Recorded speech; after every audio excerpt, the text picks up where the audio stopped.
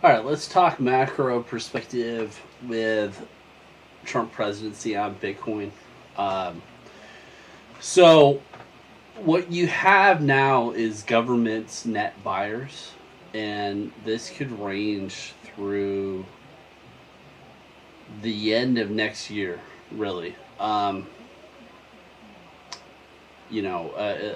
we're reaching the parabolic endpoint of the bull market, and this is also in the stock market as well.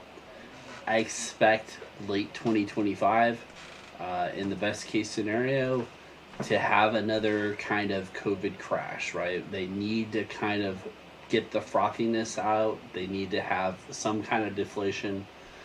That being said, in the meantime, I do expect stocks and crypto to run.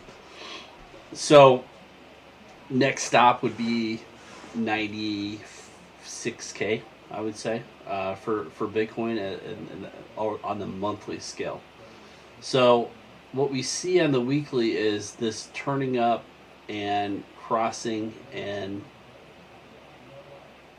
similar to this type of movement. And this could be 96K and then come back down to the 80s, the 86 or whatever, then pump to 150. This could be,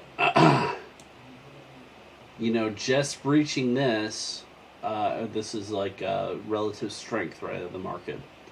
This could run to 150 to 250 max. Okay.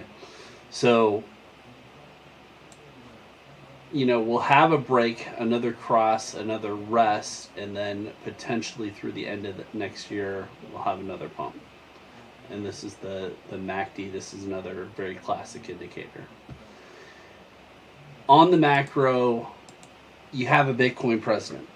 And what that means is Bitcoin reserves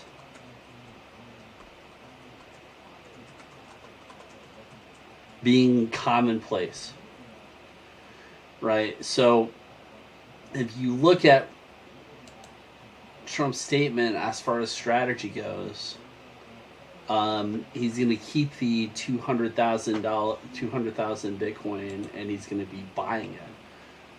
Well, the U.S. can print money, right? So we can print money and buy Bitcoin, and I expect that strategic reserve to be reinforced. You know, the available Bitcoin will be bought up by governments. When the U.S. does that, um, other countries will follow suit. And so now you're seeing a transition in monetary system undergoing, and I expect gold to continue to run. I expect silver to continue to run in this situation. Again, I don't know if it's the end of the dollar per se. Um, Another part of Trump's strategy is oil, right? So oil, um, that means cheap energy, and so that's going to bring down inflation as well. Um, so good economic boom through the end of next year, and then big uh, consolidation, a big crash, I would say. So that being said, I mean, make money while the sun is shining, and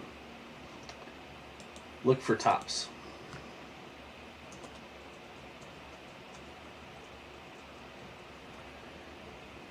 And the pi cycle indicator is a good when these two lines cross, it's a potential endpoint. And so as this pumps up and you see these lines cross, that's an endpoint. But all the markets will need to consolidate at some point, um, and we'll see. But that being said, any commodity I think is going to be strong, have a strong surge. Interest rates are continue to come down, and so I think money will become cheaper. Um, and then if you're looking for big purchases, for example, wait for interest rates to come down, money to become cheaper.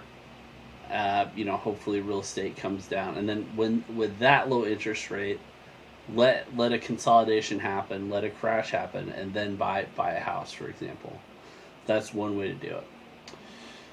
So, another run up like this. This is 2020. I would expect, like, we're repeating this cycle, although less extreme.